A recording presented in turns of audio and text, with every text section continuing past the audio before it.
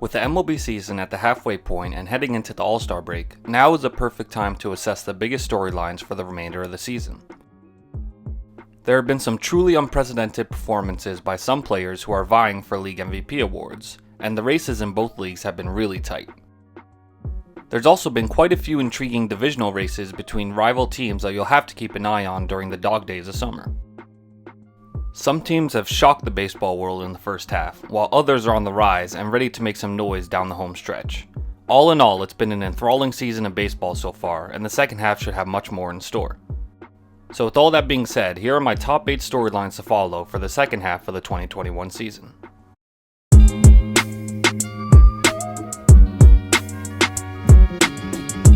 Real quick, before we start, make sure to subscribe to my channel for more weekly sports videos. We're over 600 subs now, and I'm truly thankful for all the support I've gotten so far. We're trying to get up to the 1,000 subscriber mark, so give your boy a helping hand by clicking that red button. And if you're digging the content, make sure to like this video and check out my recent video on MLB's sticky situation. And without further ado, let's get started.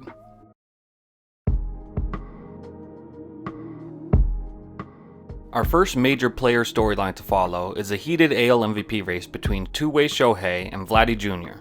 In one corner, you have the generational performance by Ohtani this season. The Japanese phenom is finally healthy and therefore playing the majority of Angels games, producing above-average pitching numbers as well as leading the league in homers, triples, and slugging. In the other corner, Vladimir Guerrero Jr. is having one of the best hitting performances in recent memory. The son of Hall of Famer Vlad Sr., the Junior's 2021 season is scarily on par with his father's 2004 MVP season. He is leading the MLB in RBIs, OBP, OPS, and OPS+. As of now though, Shohei has a slight edge in MVP odds, and he would be my vote if I had one. I've covered Ohtani's once-in-a-century season, which you can check out above. Although his pitching stats have dipped a bit, his top-of-the-level hitting, plus his ability to provide two ways to contribute on the field is what puts him slightly ahead of Vlad.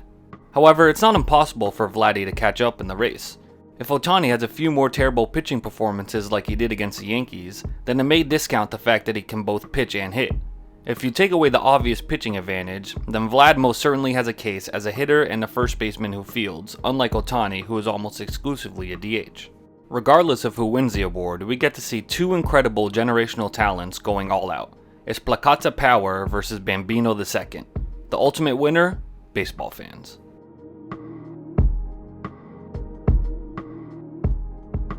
On the NL side of the MVP debate, we have a three-headed monster battling out for the award. You have the likely NL Cy Young Award winner in Jacob deGrom, looking to become the first pitcher to also win MVP since Clayton Kershaw in 2014. Then, you have the two jamming juniors in Ronald Acuna and Fernando Tatis. For Jake to secure the award, he would have to continue his masterful pitching performance. As of this video, deGrom leads the majors in almost every single pitching stat, which puts Jacob in rarefied air amongst the all-time greats. Meanwhile, Acuna has had another excellent year despite the Braves struggling so far. Ronald has shown off the full package on the diamond, hitting .275 with an OPS of .970, 23 homers, 67 runs, 51 RBIs, and 16 steals. These numbers are on pace to be even better than his 2019 campaign, in which he finished 5th on the MVP ballot. Lastly, you have Tatis, who has quieted the noise after starting out slow in the first year of his hefty contract. At the halfway mark, Fernando is absolutely crushing it, hitting .300 with a .688 slugging percentage, a 1.07 OPS, and an OPS plus of 197, while mashing 27 homers and stealing 20 bases. El Nino leads the NL in all of these categories. So which one of these three excellent players will come out on top? If deGrom keeps his current pace and the Mets stay in first, then it will be hard to give the MVP to anyone else. But if Jake hits a few road bumps along the way, I could see Fernando charging down the stretch to steal the award from deGrom. Until he falters mightily though, it's his award to lose.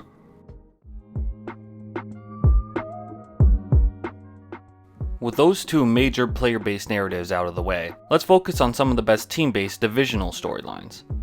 Halfway through the season, there's no denying that the NL West has been the best and most fun division in the league. The heavyweight players everyone thought would vie for the West crown were the Dodgers and the Padres. Both teams had plenty of star power and firepower, and both were considered World Series favorites heading into the year. But it's been arguably the most surprising first half team in baseball, the San Francisco Giants, that have shocked the world and lead the division. Behind outstanding pitching from Kevin Gausman and Anthony DeSclafani, and the unanticipated resurgence of key veterans like Buster Posey, Evan Longoria, and Brandon Crawford, the Giants are 21 games over 500. They are second in the league in homers despite playing in a pitcher's ballpark, and are a top 3 team in almost every team pitching stat. The combination of their shocking slugging and their stellar pitching have put them in an unforeseen position halfway through the season. It'll be tough for San Francisco to maintain their division lead though, as the defending champs are right behind them. The Dodgers are finally hitting their stride thanks to some of the usual suspects. Max Muncy and Justin Turner have carried the offense, while Walker Buehler and Clayton Kershaw have been their usual dominant selves. Of course, the Trevor Bauer situation is going to be a big hamper in their plans to repeat, but no matter how the situation resolves, Los Angeles has enough other stars, such as Mookie Betts, who is yet to fully awaken from his slumber, to carry them to a 9th straight division title. But surely the Padres will have something to say about all that. San Diego is coming off an offseason in which it acquired aces Yu Darvish and Blake Snell to add to an already stacked roster.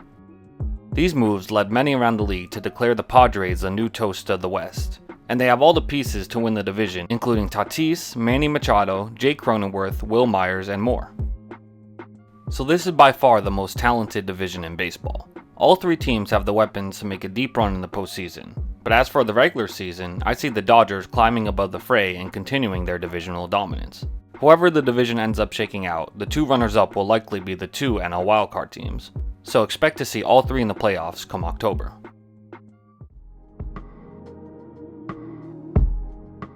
Just like the Giants, there weren't too many expectations for Boston heading into the season. The Red Sox were coming off a disappointing 2020 in which they finished last in the AL East with a 24-36 record. They had just traded away Betts to Los Angeles, and their pitching fell off a cliff from previous years. So the fact that they've already surpassed 54 wins in 2021 has been nothing short of amazing. There are a couple of key reasons why this year's team has been so much better than last. Although the pitching has remained relatively stagnant, the bats have exploded. Guys like Rafael Devers and JD Martinez have had big-time bounce-back seasons and are leading a team that is top 5 in most hitting statistics. And while their pitching hasn't been elite by any means, they've gone from a bottom 5 staff to middle of the pack. They're even 6th in the league in team strikeouts, which is a positive sign for them moving forward. The biggest change for their pitching has been the bullpen, with Matt Barnes re-establishing himself as a top closer and Adam Ottavino providing some of the best setup man numbers in the league. With a loaded lineup that can score with ease and a solid bullpen that can close out games, it's no wonder why the Red Sox are leading the AL East. The biggest threat to them are the Tampa Bay Rays, who are finally starting to hit their stride again. But with the Blue Jays and Yankees slagging behind, it's looking like it might be a repeat of 2013, when the Sox went from worst to first. That year, they won the World Series, so is there more magic in the works for the Beantown Boys?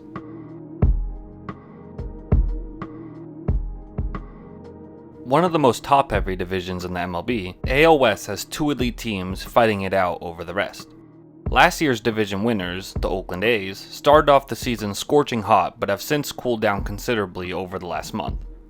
That's led to the MLB's favorite villain, the Houston Astros, to jump above them for the division lead.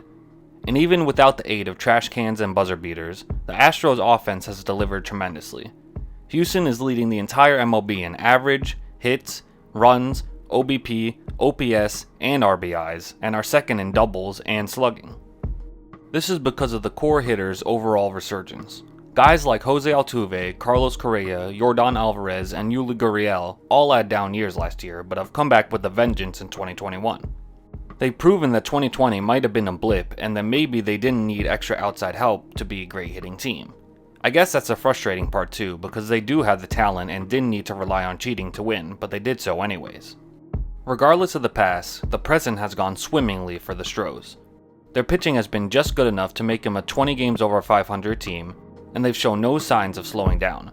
As for the future, I don't see the A's reclaiming their earlier division lead, so it's best that all the Houston haters, myself included, get ready for the fact that they'll be right back in the playoffs as one of the best teams in the AL, and they'll conquer the AL West once again to do so.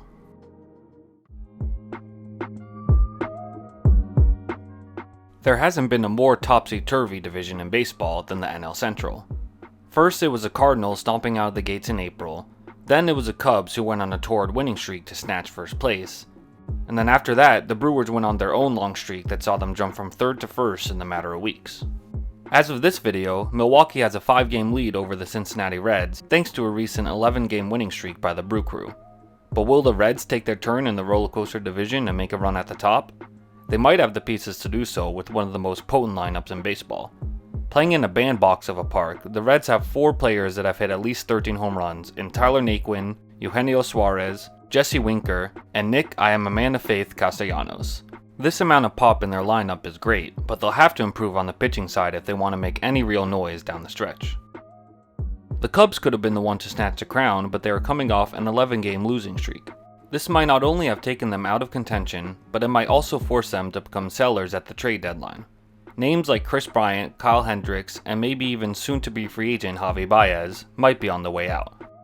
So which team will survive this muddled madness? Will the Reds rise to the top, or will the Cardinals find their black magic they usually do in the second half of the season?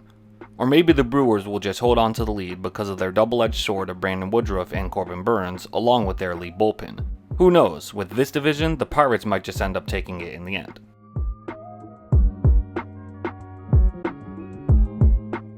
It seems like whenever the White Sox are legit World Series contenders, not much fuss is made about it in the national media.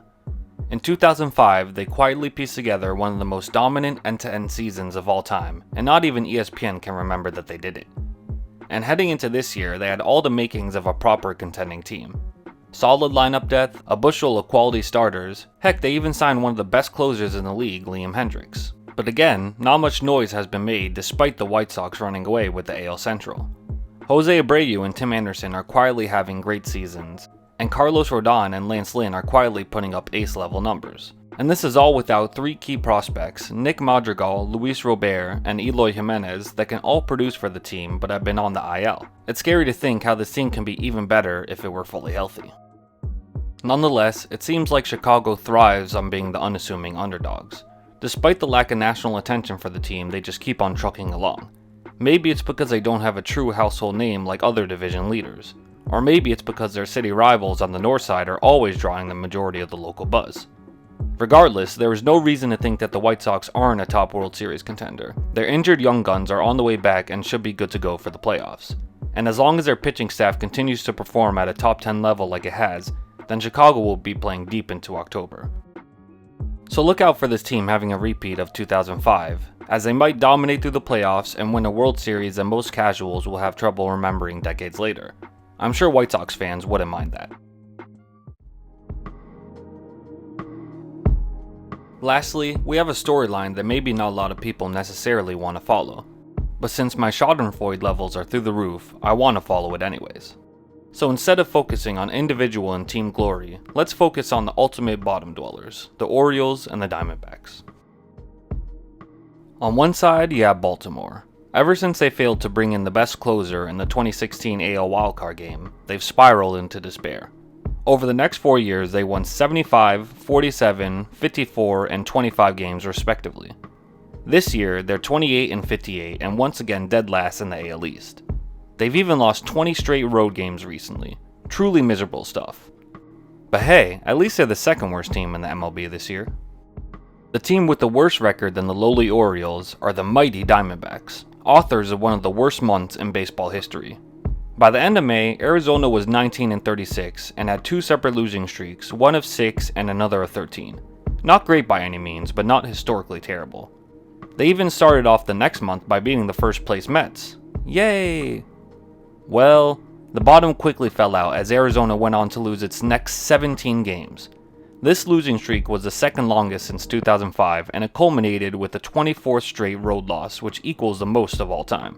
In June, they capped off a 1-27 stretch and ended the month with a putrid 3-24 record, which is tied for the 5th worst monthly record of all time. So which lucky team will have the honor of finishing last? As of now, the D-backs have the slight lead over the O's. But the race for the number 1 pick has just begun, and I for one can't wait to see which team will suck the most to end the season. Can Arizona dethrone the 47 and 115 Orioles record set in 2018, or will Baltimore break their own terrible record with a pitiful second half? All I know is that I'll be on the edge of my seat watching the glorious disaster unfold. So that caps off my list of the top 8 storylines to watch out for the rest of the 2021 season. Did I miss out on any good ones? Let me know down in the comments below, and if you like this video, make sure to give it a thumbs up and subscribe to my channel. Thank you for watching, and this has been SportsGab.